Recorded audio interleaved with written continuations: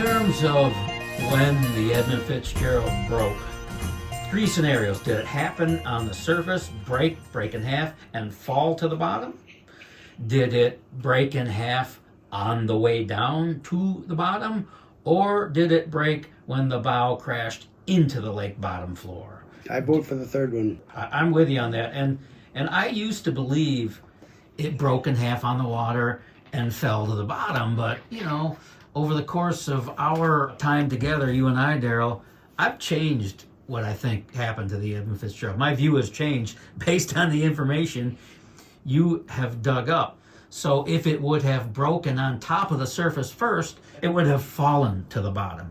It would not have plowed in bow first. I think we can rule out it broke in half on the surface, is what I'm getting at. She's doing this, and she's getting lower. What do you say, McSorley? Say, I have never seen such seas. Yeah, he's getting lower in the water all the time because he's taking on so much weight. We just read about how much taconite gains weight. You mentioned where summer load lines when it should have been winter load lines. Had they been winter load lines, that ship would probably still be sailing. So anyway, they lifted up on it like this, and when she went down like that, because of that vibration I told you about, probably could have weakened that spot. The center section. Well, you got to think of it as a third and a third and a third, right? Okay. Back here, and when you hit the bottom like this, kaboom, and she's doing it, and then boom. That would definitely cause a break. Absolutely. A 30, 40 mile an hour collision with the bottom. You talk about sending shockwaves back through that boat. But Don, people say the taconite all rolled forward and caused all this damage. We just read that hatch cover number 1 is inside. Had it been rolled forward, you would have thought it blown it outwards. Just, you know what I'm saying? Sure. Blown it outwards. So the pieces, the stern and the bow, as they lay on the bottom, they're relatively close together. Mm-hmm. The distance between them could be argued based on what we know about the Fred Shannon diver and what the Coast Guard is telling us, but relatively they are close together. If it would have busted in half on the surface, best example being the Daniel J. Morale, the bow went to the bottom of the Morale, but the stern, as it was broken apart from the front part of it motored on for miles before it fell. But if it would have broken in half on the surface, the pieces would more than likely be much farther apart. She was already at a big angle because of the Three Sisters, but because of the angle of the dangle, so to speak, she just kept going until when it hit that bottom, like you said. There might be a lot of mud down there, but and oddly enough, the bow is sitting up to her marks about 27, 28 feet. Is that hard rock under there? You know what I mean? Where she went down and hit that, and then that snapped her and brought her over. I don't know, but I do know one. I'm almost positive that the guys on the after end there, it was over like that. They didn't have a chance, obviously, and I think they were killed instantly. You know. I hope so. To limit the suffering those poor souls went through. Well, on the way down. Like I said, I'm telling you that the more I dig into this, the more spiritual this thing becomes to me, because I think we're on the right track here. Fred Shannon's video they're on the bottom, their video and stuff, and this weird stuff keeps falling down. It looked like little things that was on fire. Don't know what it was. You know how you got magnesium? If you got magnesium and you put it in water, it could still burn. As a chemical reaction kind of thing? Something was going on there, and I don't know what that is. I'm not a metallurgist. I couldn't tell you. But when you watch that video... You look at that, the damage to the visor over the pilot house. Flat down like that? Yeah, I mean, that didn't happen by a big, humongous wave. That happened when it hit the bottom with such great force. In my opinion, the damage you see there is a result of the major league collision.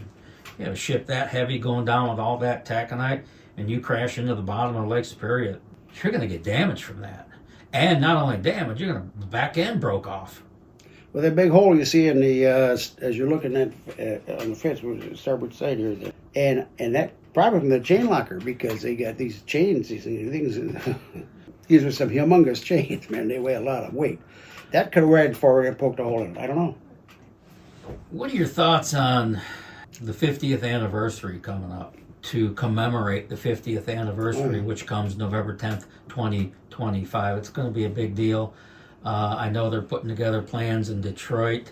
Obviously, there are plans coming together for what's going to happen up at Whitefish Point at the Shipwreck Museum.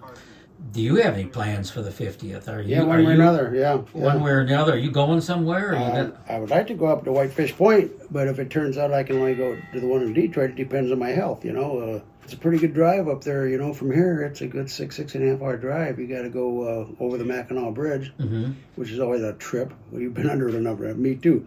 I've been under it a lot more than I've been over it. I got to tell you this. I was wheeling the Joe France under the Mackinac Bridge. The captain had gone to his stateroom, and whenever he was gone, the mates would turn the radio on, to listen to some radio, And I'll never forget this. I'm wheeling it, and on comes Fleetwood Mac, and Stevie Nicks is singing Dreams, And to this day, every time I hear her sing that song, I think of that exact time. Because it was one of them things in life where everything was fine. You know what I mean? There was no controversy. There was no nothing, Yeah, you could go to Walmart and live and come out without getting shot. How about a theater? Remember when they killed all the people? I haven't been to a movie since. I wouldn't go to no doggone movie. Listen, a seaman's life, it takes a rare individual to go to see. It does. I made nearly a dozen years and came to the conclusion that it was not for me. I'm glad I did it. It was the greatest education of my life, but I wouldn't want it to be my entire life, living on that boat, 12 years, and I changed course, so to speak. I'm glad I did, but I'm also glad I had the experience, but I don't think I'd want it to be my life. So you going to do anything for the 50th then? Well, like I said, let's see what the dates are. Let's see what day of the week the 10th is, shall we? It's on a Monday. It is a Monday. Yes, which is interesting because the 50th anniversary of the sinking of the Edmund Fitzgerald, the actual sinking was on a Monday. And it just so happens that the 50th lands on a Monday. And had then what they got now, where everybody lays in, if the winds go up to force 4 or 5 on the Beaufort scale, it wouldn't have happened. It really wouldn't have happened. Because once again, we got to remember she was a new design. No transfers, cargo, or bulkheads in the cargo hold. And even on the design team, the guys, this ain't going to work. This thing's going to be all over the place. The people that worked on the boat. But my demonstration of that imbalanced prop could have caused a lot of that. Just like the Corvette did. That's why I had to tell that to make it all tie in together. It never bothered me until I'm just sitting there. I don't know. I must have saw a commercial on TV about a Corvette or something. Of course, it's got to be what it is. It was out of balance. Vibration is the enemy. That's what caused it. I was reading Paquette's book. Vibration is always a problem. You want it running smooth, But add to that, the radars had been giving them trouble all year. Multi-million-dollar stuff here. People's lives are at stake. Get these old radars off and put some new radars in. So it costs you $50,000, $60,000, $100,000. It's a hell of a lot cheaper than. By the way, I'm hearing, and there could be no truth to this at all, but I've heard from a couple different sources, and even on Facebook, I'm not saying everything there is true. Everything on the internet's true. Did you know that, Darrell? Signed Abraham Lincoln. Oh, Lord. I've heard that the Andersons' future might be in jeopardy, as it could be laid up not only just for the winter, but entirely. I'm not saying that's happening, but I have heard scuttlebutt about that the Anderson could be in its final days. And she's gone, 70 plus years in service. It would not be uncommon to see her retired, having served for more than 70 years or whatever the years are on the Great Lakes. I mean, most ships don't make it that far. Right. Well, Rick Baker got hold of me. Keith Baker. I'm sorry, what I said, Rick? Well, I was thinking Rick Mixter, yeah. Keith Baker, instant message back and forth. He said that there's big contract negotiations going on between the stone quarries up Rogers City and Stoneport, okay? And they're, typical union negotiations. You want this? Well, we'll give you this. That's where they're at right now. He said he's seen this in the past so many times, so don't count the old girl out yet. I mean, she's in Toledo right now, so. I know. We ought to try and get on board her, I'm telling you. Prior to 9/11, 9/11, yeah, you could drive right down to the Anderson at the Torco dock or wherever dock. Now it takes an act of Congress to get down there. There are guard shacks along the way. You can't get there anymore, and maybe for all the right reasons. I get it. The world changed, but getting on the Arthur M. Anderson is not as easy it may sound. You're going to have to know. We know somebody for sure Can you get us on? I don't know, but I hope you can. And I think it would be really interesting to just get a little tour. We're not going to go there and dig up dirt, or just to get a little tour and to see the pilot house where, Captain Cooper was during. How do you know we try? Maybe we can try. I mean, all they do is turn us away. But I tell them, hey, I was shipkeeper here for years, and we're going down to see the shipkeeper down there, and we won't be long. We just want to go say hey. And what was I on at the time? I was on the Middletown, shipkeeping. And when that one got ready to go out, then they put me over on the reserve, or they put me in the Army Corps, or the Fred R. White, one of those, I played in the band, right? So on Friday and Saturday night, we have a gig. And most of them were 9 to 1. So I would leave the boat, lock everything up, about 7:30, get there to set up the equipment and do the gig. Take the equipment down by 2 o'clock, basically. 2:30, I'm back on the boat. Well, 911 had happened, so they got it all locked in, but they gave the lock and the one key to one of the other shipkeepers. Okay. Anyway, after about 2 weeks of this, he finally goes, this is nuts. He says, you wake me up every Friday, Saturday about 1:30 in the morning to come down and unlock this gate. Here's what we're going to do. See that big rock over there? You put that key under that rock. And you got $50 million worth of boats and the key to the joints under that rock. Sounds quite secure. Security is tight. There's probably a different way of doing that now. Hey, we want to come aboard the Arthur M. Anderson. Okay, keys under the rock. Keep the conversation going with Keith Baker. Yeah. Let's see if we can get on the Anderson. It's going to be a short winter layover because they ran so late. And to me, if they were going to lay this thing up permanently, why did they run so late in the year? Squeezing the last drop out Well, I of it. understand, but the ship's still obviously shipshape. Now, he said that she's due for a 5-year.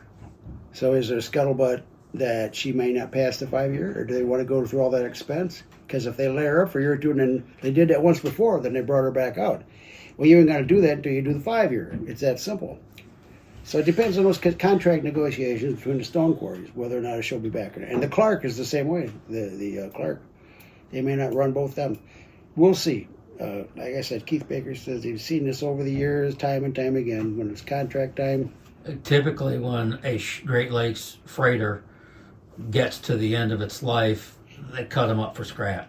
That's the best way to salvage the value that's there. They might take pieces and parts away, but they cut them up for scrap.